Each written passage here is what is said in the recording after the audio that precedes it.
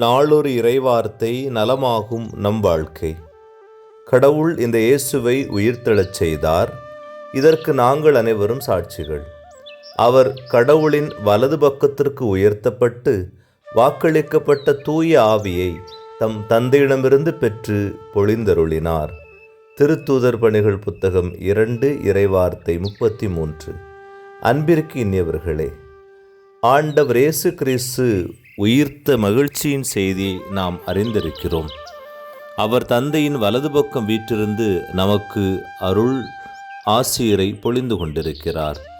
எனவே கிறிஸ்து உயிர்த்தார், அருள் தருகிறார், ஆசீர் தருகிறார் என்பதின் சாட்சிகளாக இவ்வுலகில் வாழும் நாம் நம் சொற்களால் நம் செயல்களால் பிறருக்கு அருள் வாழ்வை, நிறைவாழ்வை அளிக்க முயல்வோம்.